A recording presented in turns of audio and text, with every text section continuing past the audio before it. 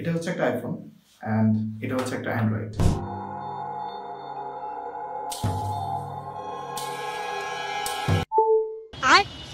Oh my god! Wow!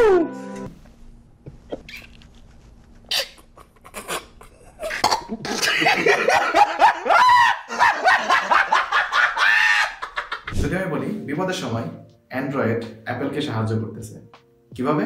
মনে করেন আপনার কাছে অ্যান্ড্রয়েড আছে প্লাস আইফোন আছে, আপনি কোথাও গেছেন অ্যান্ড সেখানে গিয়ে আপনার ফোনের চার্জ শেষ, আইফোনের চার্জ শেষ, আইফোনের ব্যাটারি লাইফ তো একটু কম হয়, সেক্ষেত্রে আপনার চার্জ শেষ হয়ে গেছে। এখন কি করবেন? আপনার কাছে যে অ্যান্ড্রয়েডটা আছে সেখানে যদি পাওয়ার শেয়ারিং অপশন থাকে তাহলে আপনি আপনার পাওয়ার অ্যান্ড্রয়েড থেকে আইফোনে ট্রান্সফার করতে পারবেন, চার্জ দিতে পারবেন। তবে অবশ্যই আপনার আইফোনটিতে ওয়্যারলেস চার্জিং সাপোর্ট থাকতে হবে, নাহলে কিন্তু এটা হবে না।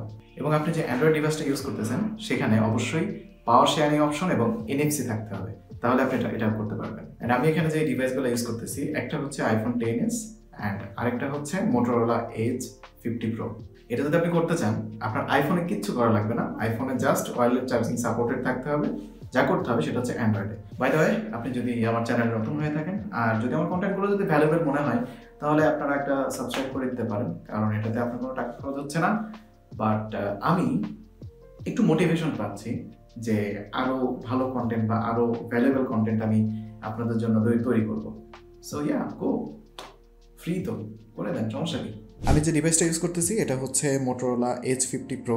তো আমাদের যে অ্যান্ড্রয়েডটা আছে, অ্যান্ড্রয়েডে যদি পাওয়ার শেয়ারিং অপশন থাকে, এটা সব ফোনে হয়তো থাকবে না, যদি আপনার ইয়েতে থাকে তাহলে আপনি চলে যাবেন সেটিংয়ে, দেন ব্যাটারি অপশন আসবেন, অথবা সেটিং থেকে আপনি সার্চ করতে পারেন যে পাওয়ার শেয়ারিং অপশনটা আপনার ফোনে আছে কিনা। এখানে চলে যেতে হবে পাওয়ার শেয়ারিং, দেন এখানে যে ইউজ পাওয়ার শেয়ারিং এটা অফ আছে, এটাকে অন করে দিতে হবে। ওকে, এটা অন হয়ে গেল, বাট কাজ কিন্তু শেষ হয়নি। অনেকে আছে এটুকু কাজ করে ট্রাই করতে যায়, তখন হয় না। আরেকটা কাজ আছে, সেটা হচ্ছে এই চার্জিংটা যে হচ্ছে এটা কিসের জন্য হচ্ছে? এটা হচ্ছে এনএফসি যে একটা চিপ আছে, এনএফসি চিপের মাধ্যমে কানেকশনের মাধ্যমে ওইটা চার্জ হচ্ছে। তো এবার আপনাকে অন করতে হবে হচ্ছে এনএফসি। এখন এনএফসিটাও আপনি সেটিং থেকে অন করতে পারেন, অথবা উপরে শাটারটা ডাউন করে ওইখানে এনএফসির অপশন যদি থাকে সেখান থেকে অন করতে পারেন। যদি সেটিং থেকে করতে চান তাহলে সেটিংয়ে যাবেন, সেটিংয়ে যাওয়ার পরে এখানে সার্চে গিয়ে সার্চ করবেন এনএফসি। ওকে, এখানে আপনার এখানে ইউজ এনএফসি লেখা আছে, এখানে ক্লিক করতে হবে। দেন এখানে যে ইউজ এনএফসিটা অন আছে, এটা হয়তো আপনাদের ক্ষেত্রে অফ থাকতে পারে, দেন এটাকে অন করে দেবেন।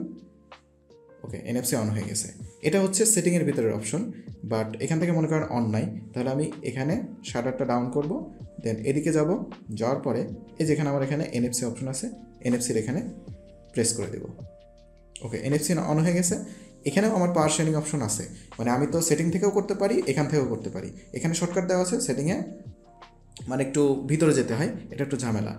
আচ্ছা, এবার সেটিংয়ে যদি আমরা না যেতে চাই, আরও সহজভাবে করতে চাই, সেক্ষেত্রে কী করব?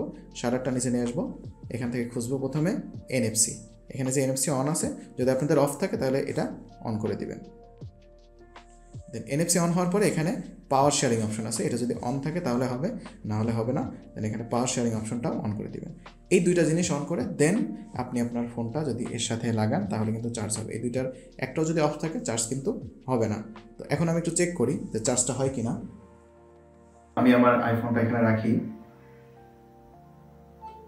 এটা কিন্তু চার্জ হচ্ছে।